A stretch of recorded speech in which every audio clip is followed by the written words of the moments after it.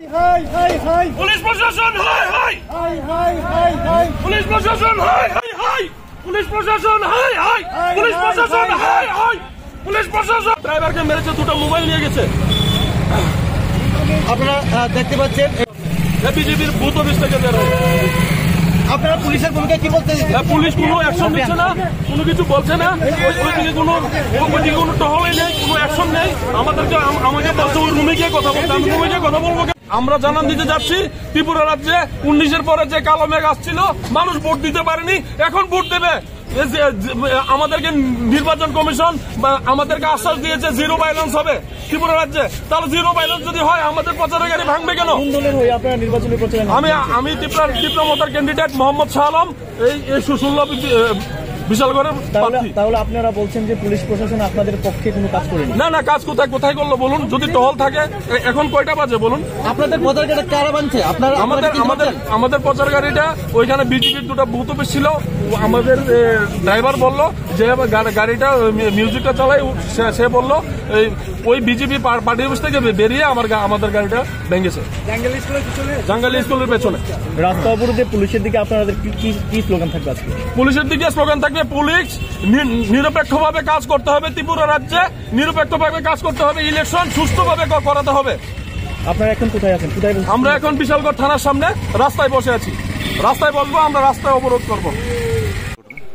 ঘটনা হলো আমাদের প্রচার গাড়ি ওইদিকে প্রচার করতে গিয়েছিল, তো সন্ধ্যার পর থেকে তো আমরা প্রচার করি না, গাড়ি খালি ছিল, কোনো কিছু সাউন্ড টাউন্ড ছিল না।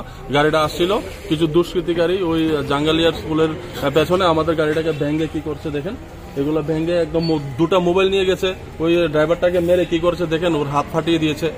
এই অবস্থা দেখুন। এই অবস্থা থাকলে নির্বাচন কমিশন বলেছে যে ত্রিপুরা রাজ্যে 0% ভায়োলেন্স নিয়ে নির্বাচন করবে। তাহলে এগুলা কি 0% নির্বাচন ভায়োলেন্সের নমুনা?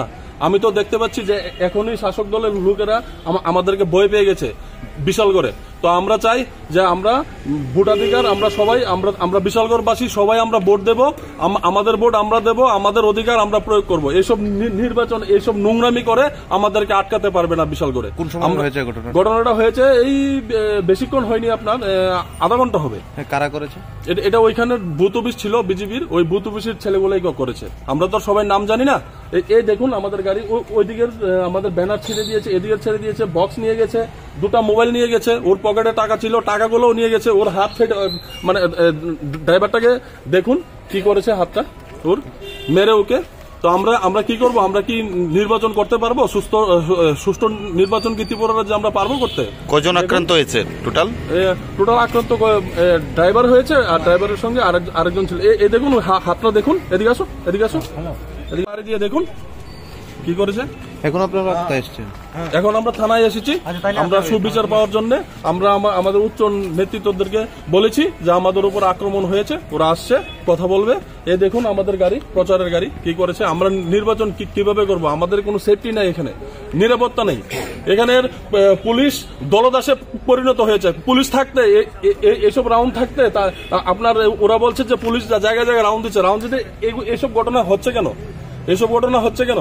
আমরা কি ভোট দিতে পারবো না? আমরা কি সুষ্ঠু নির্বাচন করতে পারবো না ত্রিপুরা রাজ্যে? সেই 19-এর কালো মেঘ আবার আসছে, 2019-এর কালো মেঘ আবার আসছে। 2019-এর পর থেকে ত্রিপুরা রাজ্যের ম্যাক্সিমাম মানুষ ভোট দিতে পারেনি, আর আজকে ওই 2019-এর কালো মেঘ আবার আসছে আজকে। এটা হলো এটার প্রথম নমুনা। আমরা তো কাউকে ডিস্টার্ব করি না, যার প্রচার যে করুক, আমাদের কোনো প্রবলেম নেই। জনগণ ভোট দেবে, জনগণ যাকে ভোট দেবে সে জয়ী হবে। তাহলে আমাদের সঙ্গে এরকম হবে কেন?